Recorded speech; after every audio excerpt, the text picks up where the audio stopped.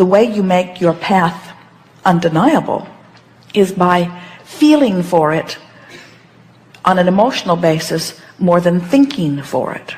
You are where you are. You can be hopeful or you can be fearful.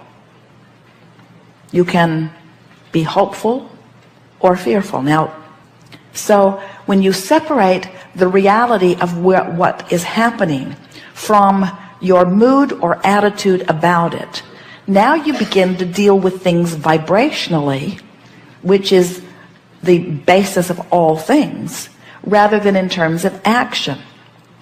People will say, where I am is unpleasant, I want to be over there, and then I will feel better.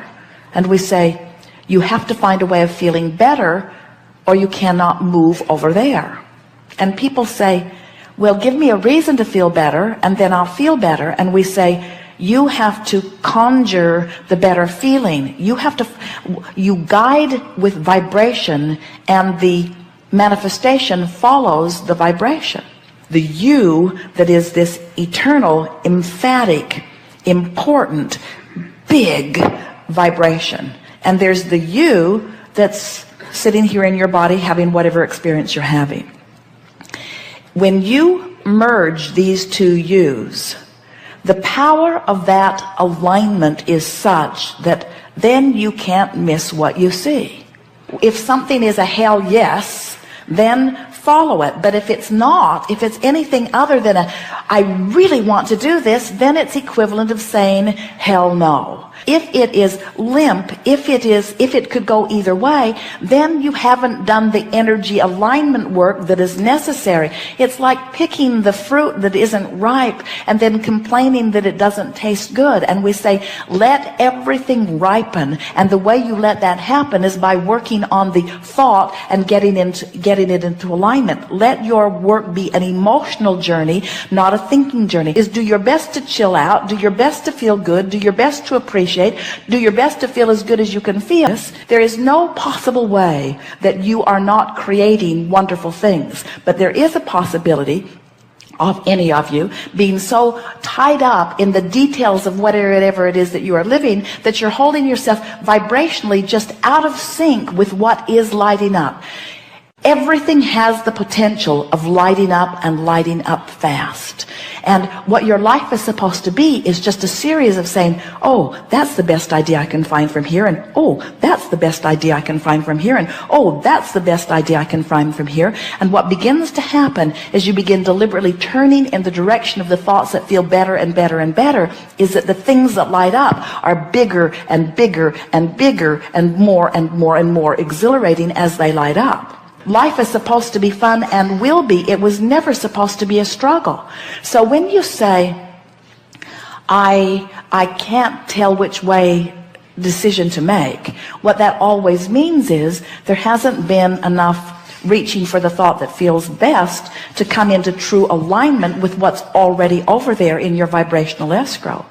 Do you believe us when we say that because of who you were before you were even born, and who you have become as a result of the contrast that you've been living, that there are things ready to pop that would just knock your socks off everywhere on every subject in the world? What you're thinking and feeling and what manifests are always a vibrational match. So if you wait until something happens before you see it, we call that post-manifestational awareness. That's like it has to manifest before you're able to decipher it. But if you are paying attention to the way you feel, you can decipher it before it actually manifests, and that way you don't miss it. In other words, by reaching for the best feeling thought on any subject, eventually you train yourself into such alignment with it that then you can't miss it. You get whatever it is that you want, just line up with the idea of it. And if you do the mental work, if you do the work of alignment, then the manifestation, the path through which it will unfold, will be delivered to you. But if you get too involved in the details of how or when or who, then you get turned upstream on it, you see. You focus completely on the pleasure of that experience, then you offer no resistance. In other words, it's like saying, this is what I want, and in your envisioning of it, you're in alignment with it. So now you're in the perfect place. By thinking of what you want and why you want it, you line up with it.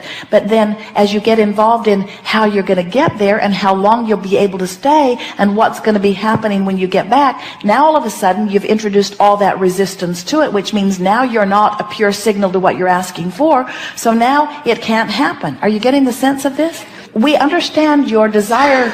We understand your desire to be hands-on in the creation, but we want you to be thought-on. We want you to be gut-on. We want you to be emotion-on. We want you to be alignment-on. We want it to be a mental, vibrational, emotional game that you're playing, and let the universe orchestrate the circumstances, and then you use all your action to enjoy what you've created through your alignment, you see.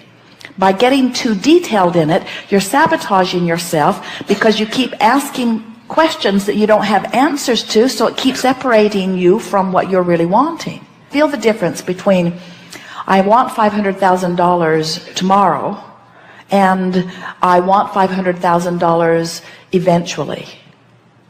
Or I want $500,000 as quickly as it can make its way to me, or I need $500,000 tomorrow. In your more general statement, there's less resistance. In your more specific statement, there's more resistance. Now, the fun of it is, it really gets fun when you can be specific with no resistance. While it is fun to specify the details of the way you think you want your life to unfold, if you will specify the emotional details, the feeling details. In other words, rather than saying, I want to be on a beach that has this many buildings and this many tents and this many clothed bodies and this many naked bodies and this temperature of the water and this many concession stands, or this absence of people or this presence of people. Instead, if you will say, I want to be on a good feeling beach. I want to be in a place that feels good to me. I want to feel the serenity of my being. I want to feel the well-being. I want to lie there in the non-restricted environment. I want to lie there in the non-contested energy field. I want to lie there knowing my well-being and my clarity and feeling the well-being of this planet around me, seeing the beauty of the water and feeling the warmth of the sand and knowing the well-being of my being and feeling proud of myself for my life here and feeling satisfied with who I am and who I've become.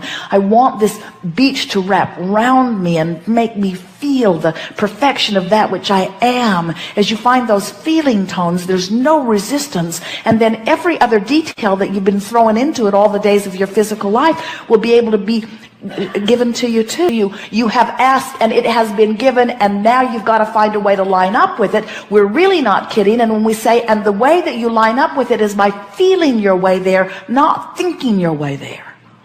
You see, you don't think your way there, you feel your way there. You love your way there, you appreciate your way there, you bask your way there. And what's gone wrong with so many of you, you think that creation is about mind. You think it's about dictating what you want clearly. You think it's about emphasizing it and goal setting and writing it down and training your mind. It's not about training your mind. It's about feeling your way to it. It's about feeling your way along the path. It's about following the path of enthusiasm. It doesn't light up visually, it lights up emotionally. So when someone says, come with me, and you think, nah, don't go. But when someone says, come with me, and you think, man, I'd like to do that, go.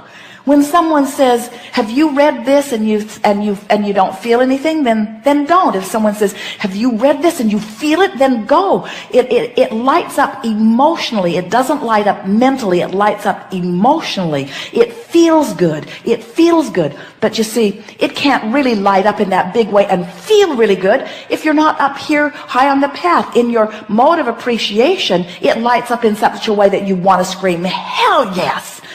But if you're over here in despair or revenge or anger or even frustration and overwhelmment, it doesn't feel like that. It just feels better. It's the path of least resistance. It's the thing that feels the best from where I am.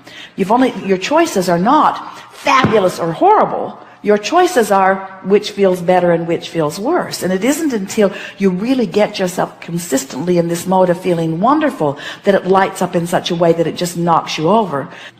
You got to be thrilled at the idea of your abundance, not discouraged that it hasn't come yet. You got to be thrilled at the promise of the future before the promise of the future can be yours.